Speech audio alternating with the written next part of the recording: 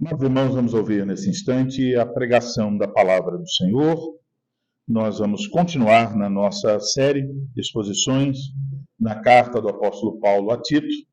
Chegamos hoje ao capítulo 2, os versículos 7 e 8. Porém, antes faremos uma leitura na primeira carta do apóstolo Pedro, no capítulo de número 5. E isso porque no texto de Tito 2, 7 e 8, parece a ideia do modelo, do exemplo, especialmente por ser Tito um oficial da igreja. Isso também é levantado aqui em 1 Pedro, capítulo 5. Leremos os versículos de 1 a 4. Rogo, pois, aos presbíteros que há entre vós, eu, presbítero como eles, e testemunha dos sofrimentos de Cristo, e ainda co-participante da glória que há de ser revelada. Pastoreai o rebanho de Deus que há entre vós, não por constrangimento, mas espontaneamente como Deus quer, nem por sorte da ganância, mas de boa vontade, nem como dominadores dos que vos foram confiados, antes tornando-vos modelos do rebanho. Ora, logo que o Supremo Pastor se manifestar, recebereis a inacessível coroa da glória. Agora vamos à carta do apóstolo Paulo a Tito, capítulo de número 2. Vamos ler os versículos 6 a 8 e depois 11 a 15. Quanto aos moços, de igual modo, exorta-os para que em todas as coisas sejam criteriosos. Torna-te pessoalmente padrão de boas obras. No ensino mostra integridade, reverência, linguagem sadia e irrepreensível, para que o adversário seja envergonhado, não tendo indignidade nenhuma que dizer a nosso respeito. Versículo 11. Porquanto a graça de Deus se manifestou salvadora a todos os homens, educando-nos para que, renegadas a impiedade e as paixões mundanas, vivamos no presente século sensata, justa e piedosamente, aguardando a bendita esperança e a manifestação da glória do nosso grande Deus e Salvador Cristo Jesus, o qual a si mesmo se deu por nós, a fim de remir-nos de toda iniquidade e purificar para si mesmo um povo exclusivamente seu, zeloso de boas obras. Dize estas coisas, exorta e repreende também com toda a autoridade, ninguém te despreze. Agora ao texto da pregação, voltemos aos versículos 7 e 8 do capítulo 2. Torna-te pessoalmente padrão de boas obras. No ensino mostra integridade, reverência, linguagem sadia e irrepreensível, para que o adversário seja envergonhado, não tendo indignidade nenhuma que dizer a nosso respeito. Até aí, a leitura da palavra do Senhor. Vamos nos dirigir ao Senhor em oração. Ó Senhor Deus, nosso Pai, vamos agora ouvir a exposição da Tua palavra.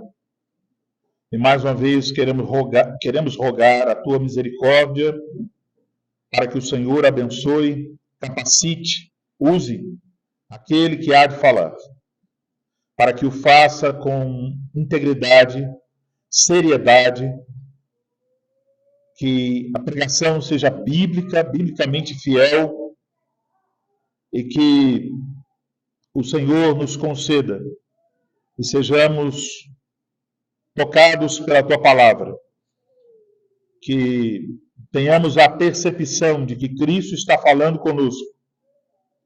Ajuda, Senhor, então, aquele que fala, para que no poder do Espírito Santo exponha fielmente as Escrituras. E aqueles que ouvem possam ouvir com toda atenção, com o coração disposto a obedecer, a submeter-se à Tua vontade. Rogamos, Senhor, que assim seja, que esses frutos do Evangelho sejam vistos em nossa vida, para a glória e honra do Teu nome. Em Cristo oramos. Amém. Amada congregação do nosso Senhor Jesus Cristo, nos últimos domingos nós temos observado que no capítulo 2 de Tito, o Espírito Santo procura nos mostrar que a graça de Deus é eficaz para a salvação dos pecadores e também eficaz para nos educar, nos ensinar a viver de modo digno do Evangelho. Então, se nós confessamos a eficácia da graça para a salvação de pecadores, conclui-se que devemos também confessar a eficácia da graça para produzir frutos na vida daqueles que por ela foram alcançados. No capítulo 2, esses frutos são mencionados em relação a diversos grupos. Um desses grupos é mencionado nos versículos 6 a 8, os homens mais jovens. E notamos no versículo 6 que apenas um fruto é mencionado em relação a eles. Os homens mais jovens devem ser criteriosos. Isto é, devem ter uma mente sã, devem estar em pleno juízo.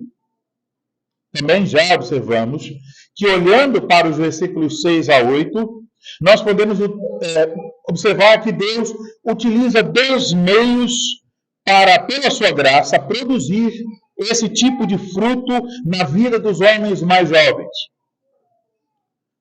O primeiro meio é a exortação, a instrução, o encorajamento. Já ouvimos sobre isso no último domingo. Mas agora nós devemos seguir e observar o outro meio que Deus utiliza para fazer os homens mais jovens frutificarem. Aprendemos sobre esse outro meio nos versículos 7 e 8. Observamos aí que a exortação deve ser acompanhada de bons exemplos. Eis o tema da pregação desta manhã. Os homens mais jovens precisam de exemplos piedosos. Os homens mais jovens precisam de exemplos piedosos. Vamos então observar o nosso texto. Veja como começa o versículo de número 7. Começa com um verbo, o verbo torna-te.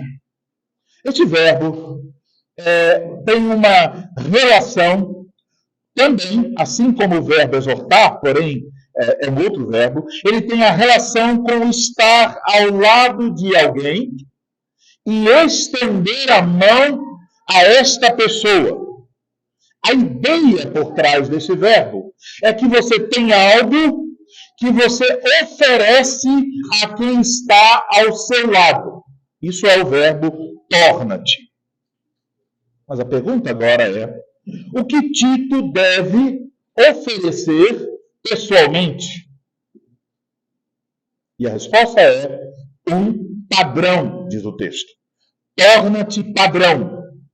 A palavra usada por Paulo aqui, traduzida por padrão, traz a ideia de um modelo, de um exemplo a ser imitado. Portanto, Tito deveria colocar-se ao lado dos homens mais jovens da congregação, das igrejas em Creta, a fim de, por assim dizer, estendendo as mãos a eles, oferecer-se a si mesmo como um exemplo para eles. Um exemplo no que diz respeito à piedade. E é importante notar que o tempo do verbo torna-te, aqui no texto grego, indica que isso deveria ser uma coisa não para Tito fazer uma vez ou ocasionalmente, mas que ele deveria agir desta forma de maneira contínua. Tito deveria servir como um padrão de boas obras, como um modelo de boas obras. Essa expressão boas obras é uma expressão aqui que está resumindo tudo que já foi dito nas qualificações para os presbíteros, como também todos aqueles frutos relacionados aos homens mais velhos, que também já aprendemos. Isto é, se existem frutos que são desejáveis a um homem cristão, esses frutos devem ser encontrados na vida daqueles que Cristo chama para servirem como oficiais na igreja. É isso que se lê também em 1 Timóteo, capítulo 4, versículo 2. Ninguém despreze a tua mocidade, pelo contrário, torna-te padrão dos fiéis, na palavra, no procedimento, no amor, na fé, na pureza. Então, Timóteo também deveria ser um modelo para os fiéis. E ainda acabamos de ler, na primeira carta do apóstolo Pedro, capítulo 5, versículo 3, falando sobre os presbíteros, o apóstolo Pedro escreve que eles não deveriam pastorear como dominadores sobre dos que vos foram confiados, antes, então, em vez de serem dominadores, eles devem, antes, tornando-vos modelos do rebanho. A implicação clara aqui é a seguinte: em vez dos presbíteros no pastoreio, e aqui fica evidente que os presbíteros são pastores, em vez dos presbíteros no pastoreio pastorearem de trás para frente, empurrando as ovelhas com chicotadas como dominadores, Pedro diz, pelo Espírito Santo, os presbíteros se colocam à frente e dizem: é assim que é o caminho, sigam. Eu estou seguindo a Cristo, podem vir e seguir-me também. Quando vimos essas coisas, pensamos em exemplos para nós. E quando pensamos em exemplos para nós, pensamos em homens do Antigo Testamento e do Novo Testamento. Pensamos sobre Abraão, sobre Jó, sobre Moisés, sobre Paulo. E até pensamos em homens que estão na história da igreja. Homens como Guy Debrecht, escreveu a Confissão Belga, uma biografia linda de fidelidade a Deus. Homens como Calvino, homens com os quais aprendemos sobre a verdadeira fé e a prática da verdadeira fé. A obra desses homens, a vida desses homens é uma obra concluída. Podemos ver na história como eles ensinaram e como eles viveram. Mas, irmãos, aqui está algo extremamente desafiador. O Espírito Santo não quer que tenhamos apenas modelos mortos. O Espírito Santo quer que também tenhamos modelos vivos. Ele quer que tenhamos modelos com quem possamos conversar, tomar um café, um suco. Por isso, se requer dos pastores, presbíteros, diáconos, que sejam modelos para o rebanho de Cristo. Aquelas qualificações requeridas dos presbíteros, lá no capítulo 1, sobre as quais já ouvimos, são marcas de um homem maduro. De modo que, ao escolher homens qualificados, esses homens, então, se tornam modelo para os demais homens da igreja, um modelo de masculinidade bíblica, um modelo de um homem cristão. Isso quer dizer que o modo de viver dos pastores deve refletir a doutrina que pregam, que ensinam, que falam nas casas, nas visitas pastorais. Isso é o que está aqui. Isso é o que é requerido.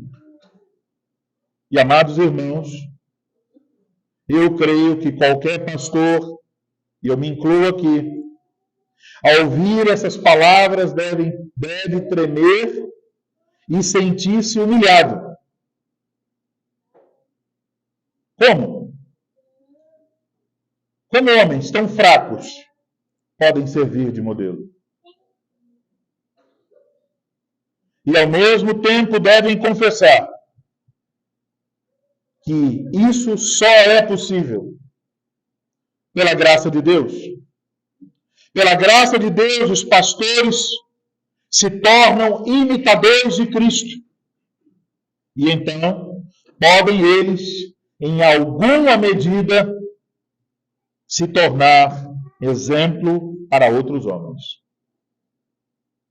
Isso coloca diante dos pastores e qualquer oficial a necessidade de cultivar um relacionamento vivo com Cristo, a fim de aprender com Cristo, a fim de conhecê-lo mais e mais, a fim de parecer-se com ele mais e mais.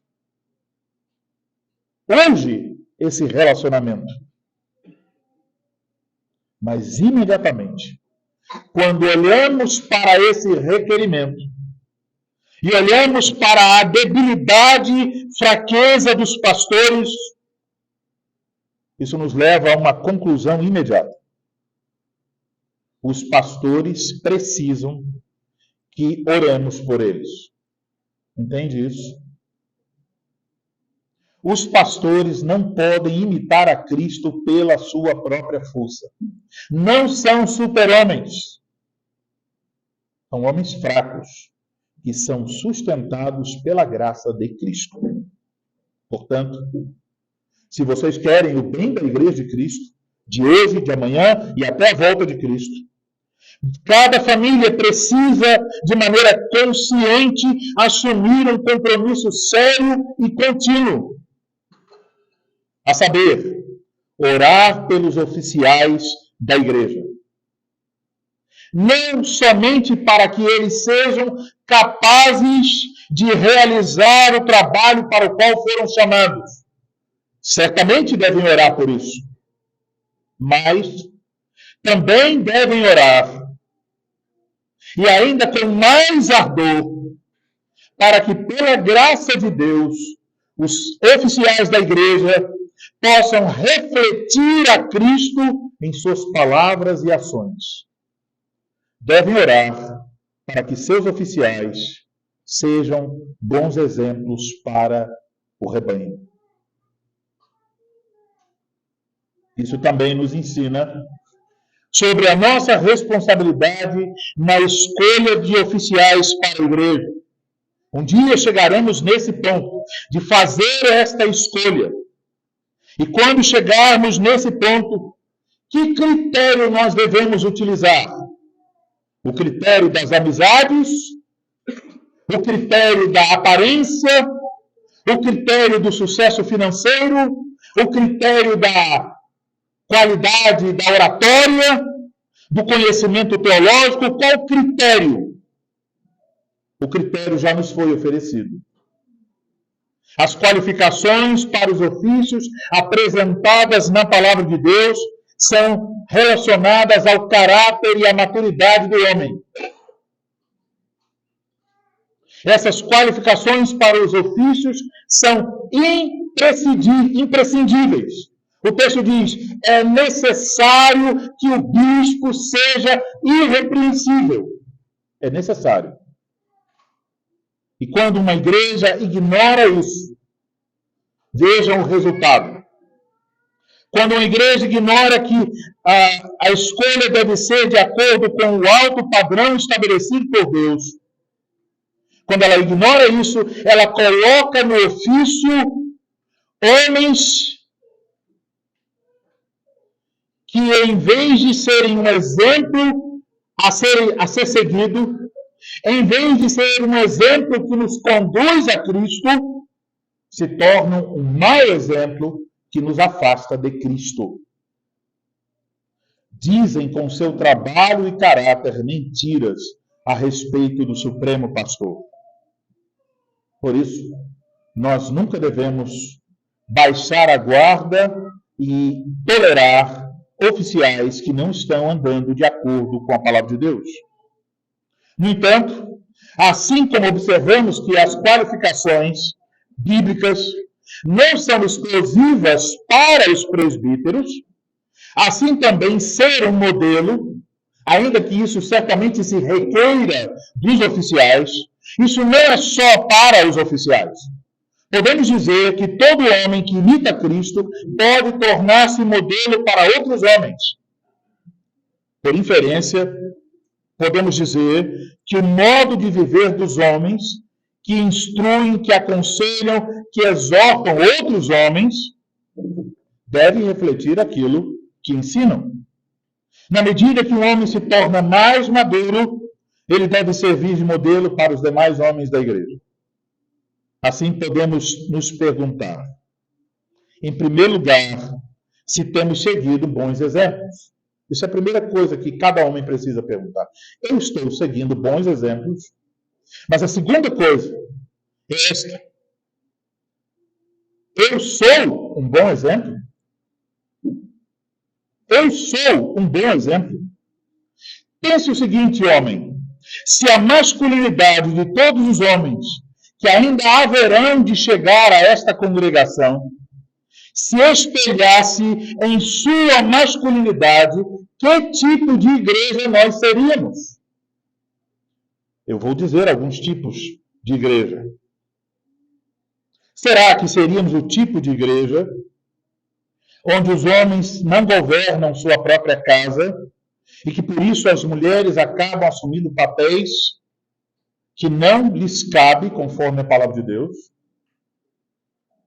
Seríamos o tipo de igreja onde os homens não assumem a responsabilidade, suas responsabilidades, e quase tudo deve ser feito por mulheres por causa da covardia e timidez dos homens?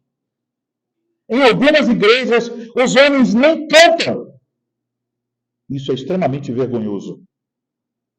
Você chega no culto e parece tem a impressão que só há mulheres no culto.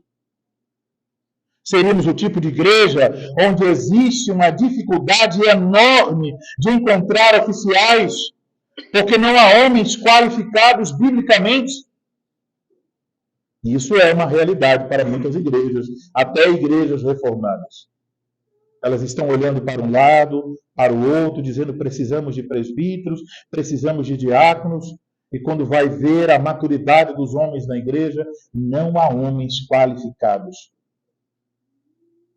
Ou será que seríamos uma igreja que não tem prazer na comunhão dos santos? Uma igreja que não pratica a hospitalidade?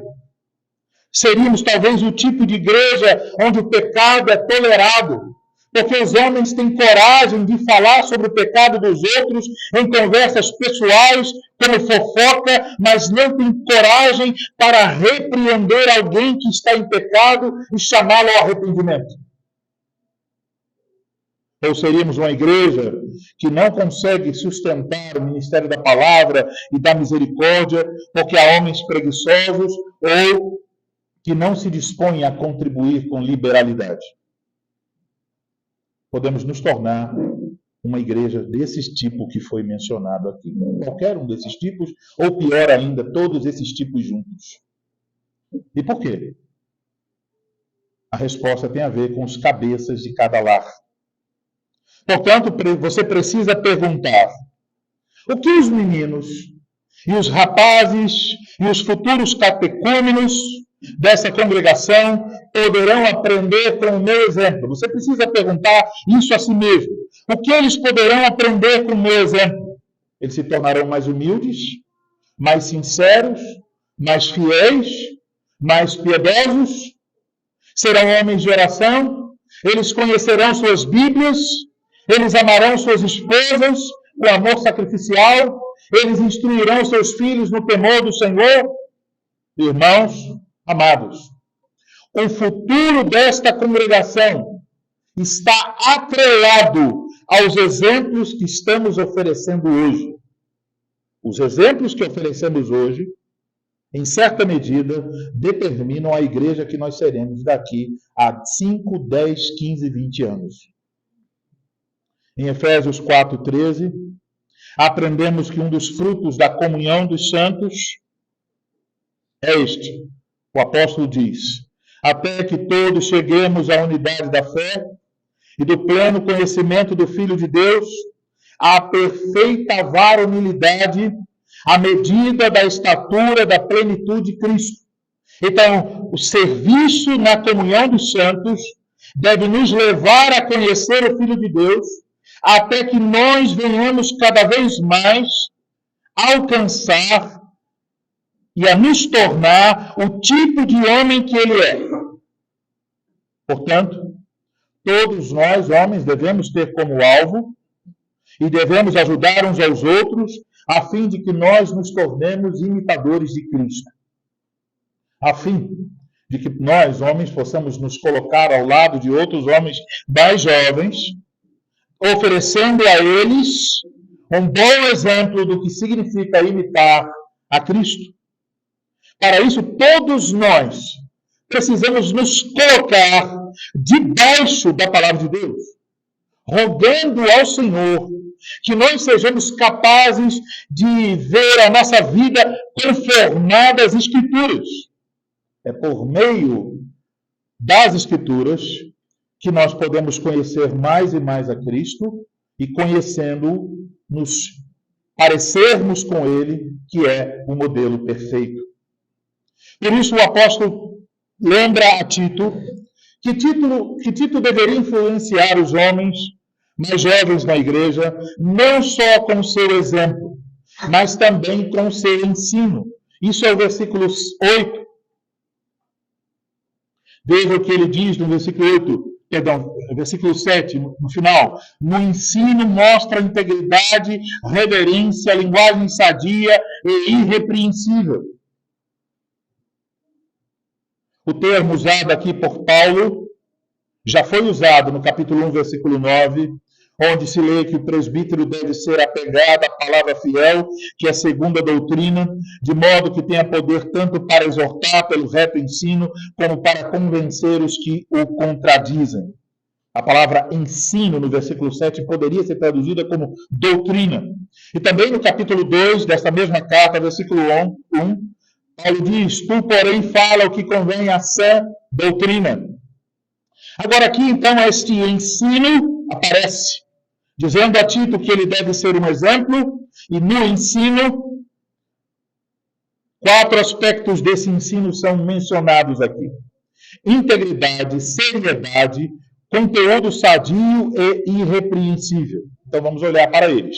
Em primeiro lugar, Tito deveria mostrar integridade. O termo usado por Paulo fala de algo incorruptível, algo que não está enfermo. Integridade remete à motivação de Tito. Tito não poderia ter uma motivação corrompida. Um pastor, um presbítero, não deve ser motivado por desejos como riqueza, poder, vanglória. Em segundo lugar, Tito deveria mostrar reverência no seu ensino. Isso significa que ele deveria exercer o seu ministério com seriedade. Seriedade tem relação com o modo, a forma de se ensinar. É claro, um pastor não é um palhaço. E o púlpito não é um palco de stand-up. Quando ouvimos o médico apresentar o diagnóstico de uma doença grave e seu tratamento, não esperamos uma piada. É um assunto sério.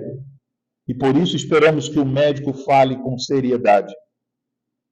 Muito menos o ministro deve brincar com a morte e a vida eterna, com a miséria espiritual do homem e com a cruz de Cristo, com a graça de Deus ou os seus frutos.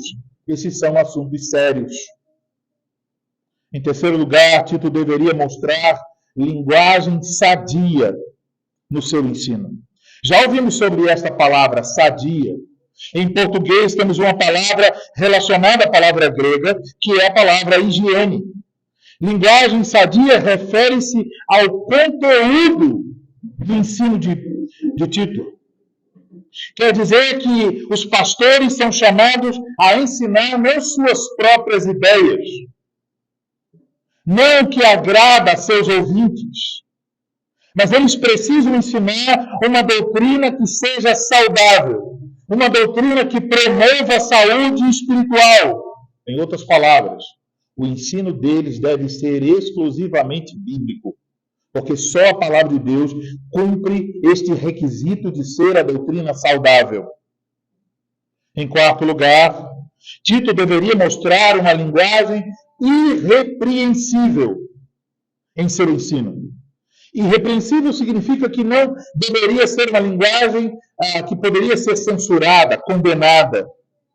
Então, ele deveria ensinar de tal forma que a doutrina que ele apresentasse não sofresse censuras.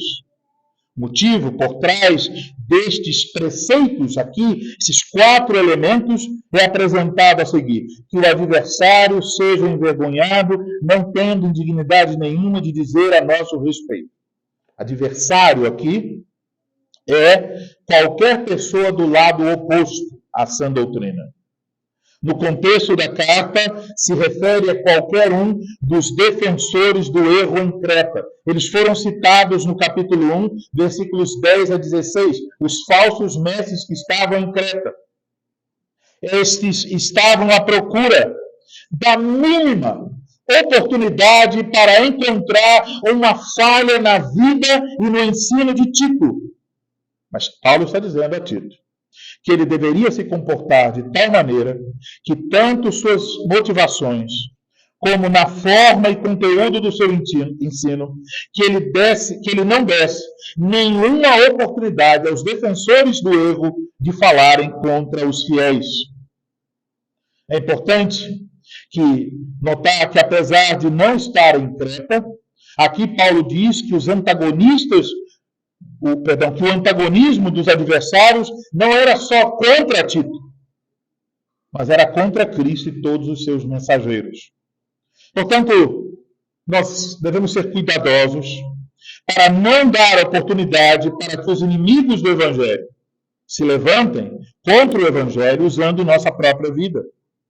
Lembrem-se, quando nós estamos falando às pessoas sobre o Evangelho da graça de Deus, quando estamos falando sobre os frutos desse Evangelho, as pessoas muitas vezes nos ouvirão e dirão: você quer ser santinho, você quer ser melhor do que os outros. E quando elas dizem isso, há uma coisa pela qual elas vão esperar: o momento de lançar na sua cara que você não está vivendo de acordo com o Evangelho que você diz crer.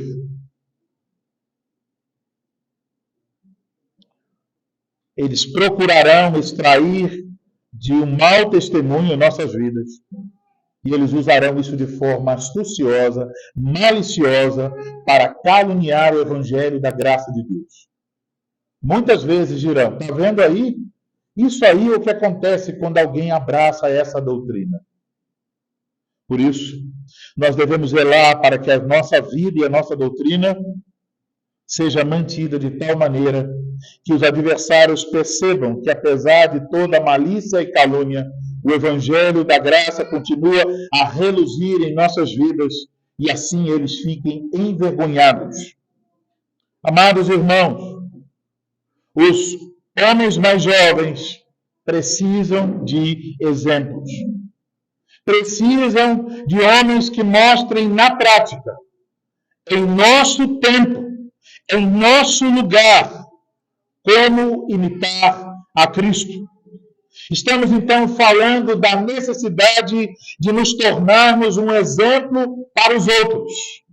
Mas notem aqui, vinculado à necessidade de exemplo, aparece esta verdade preciosa: o fato de que nós precisamos ser nutridos com pregação íntegra, séria, biblicamente saudável e irrepreensível.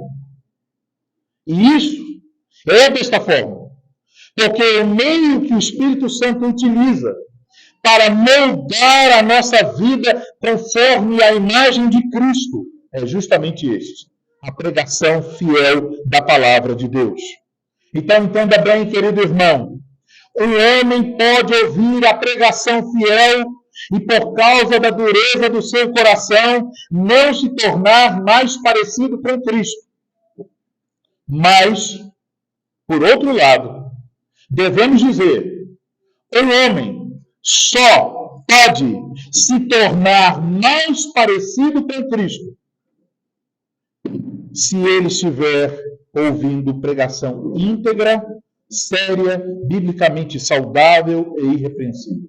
A menos que ele esteja ouvindo essa pregação, ele não se tornará mais parecido com Cristo. Portanto, homens, devemos responder algumas perguntas com toda sinceridade. Responda para si agora, em seu próprio coração. Você diria que você está ouvindo esse tipo de pregação íntegra, séria, biblicamente saudável e irrepreensível? Uma das formas de você saber isso é a seguinte: quando a pregação acaba, você diz em seu coração, eu quero me tornar mais parecido com Cristo. A sua fé em Cristo é fortalecida, o seu amor a Ele é ampliado.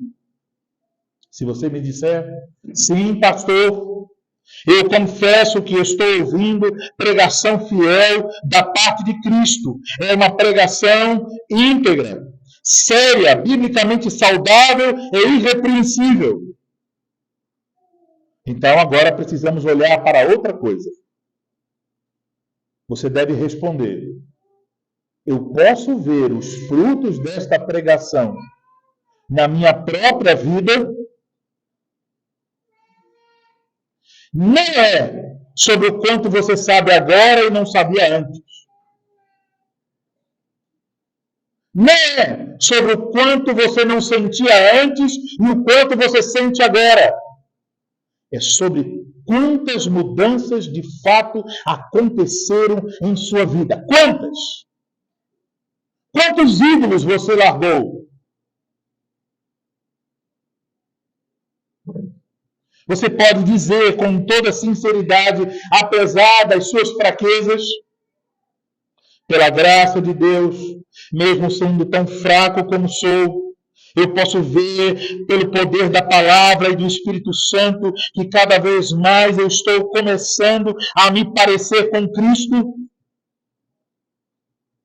Entenda bem, meu querido irmão, se isso não estiver ocorrendo, você pode continuar ouvindo pregação fiel. Você pode ser um leitor dos melhores livros. Você pode conhecer teologia como poucos. Mas você está falhando miseravelmente. Precisa se arrepender. Precisa se voltar para Cristo e seguir o caminho da verdade. Portanto, irmãos, todos nós precisamos de Cristo.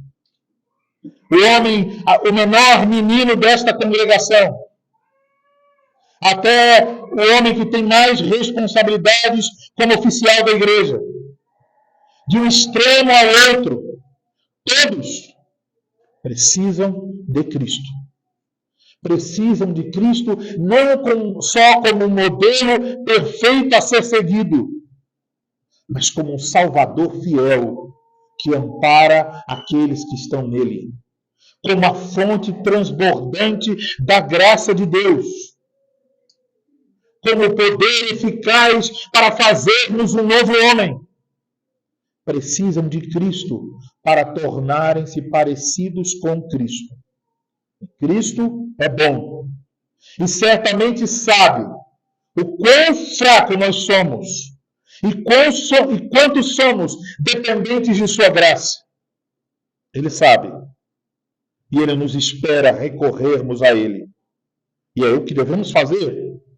Devemos rogar a Cristo, humilhados pela palavra de Deus, compungidos em nosso coração, para que à medida em que nós estamos ouvindo a pregação fiel, nessa mesma medida, pelo seu Espírito Santo, nós sejamos moldados para nos parecermos mais e mais com Ele. Então, meu querido irmão, você deseja isso? Você diria que este assunto é uma prioridade em sua vida?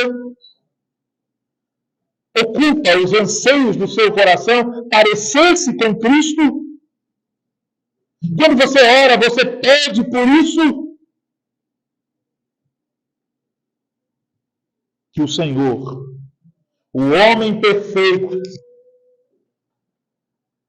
que é também o Deus verdadeiro e todo-poderoso, nos conceda que os homens desta congregação sejam sensatos e exortem uns aos outros à sensatez. Que os pastores e demais homens sejam exemplos fiéis nas boas obras e no ensino. E que o poder do Evangelho seja revelado não só na pregação, mas nos frutos que esta pregação produz na vida de cada um de nós. Amém.